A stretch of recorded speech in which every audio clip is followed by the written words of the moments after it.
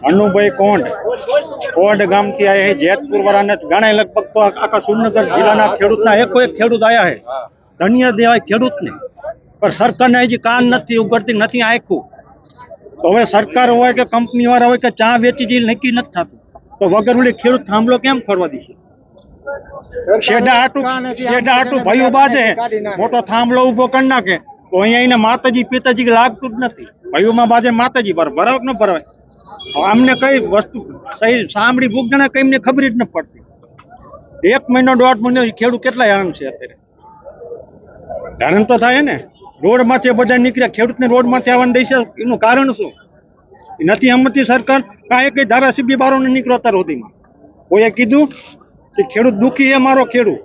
એક એક ધારાસભ્ય બહાર નીકળ્યો કેવા એટલા 100 કેટલા 55 57 58 કેટલા મને ખબર નથી 182 હા 182 ને એક ધારાસભ્ય ભણના દીકરા એમ કીધું કે ભાઈ ખેડૂત મારો દુઃખી હે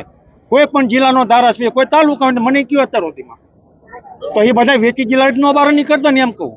તો કંપની વાળા ભાગ શેડાની વાળા એમ મારે કેમ થાય મળી જાય ને ગીંજાઈ વેચી જિલ્લા નો બહાર નીકળે કોક તો બહાર નીકળતો ભણનો દીકરો એમ કહું. મારું નામ ઝાલા શક્તિ છે. આજે સમગ્ર સુરેન્દ્રનગર જિલ્લાના ખેડૂતો જે ગુજરાત સરકારે જે નવો પરિપત્ર બહાર પાડેલો છે કે માર્કેટ ભાવના 2 ગણા તો અમારી ગુજરાત સરકાર પાસે એવી માગણી હતી કે માર્કેટ ભાવના 4 ગણા એમઆરસીમાં અમારી માંગ હતી ખેડૂતોની પણ ક્યાંક ને ક્યાંક સરકારે આ ખેડૂતોને લોલીપોપ આપેલો છે અને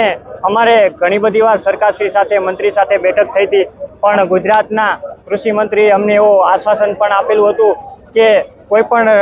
દેશના રાજ્યની અંદર ખેડૂતોને નહીં વળતર ચૂકવવું હોય એટલું હાઈ ટેન્શન લાઇન બાબતે ખેડૂતોને સવાયું વળતર ચૂકવવામાં આવશે. સવાયું વળતરનું કૃષિ મંત્રી અને ઉર્જા મંત્રી વાત કરીએ છીએ તો કે પાડોશીનું રાજ્ય વાત કરી કે રાજસ્થાનની અંદર માર્કેટ ભાવના 4 ગણાની વળતરની વાત છે તો સવાયું વળતર ગુજરાતને ક્યારે ચૂકવવું કહેવાય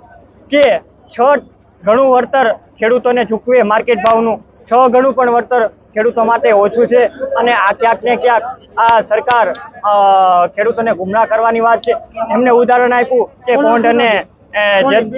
પોંઢ અને જેતપુરનું ઉદાહરણ આપ્યું પણ એમઆરસી ની અંદર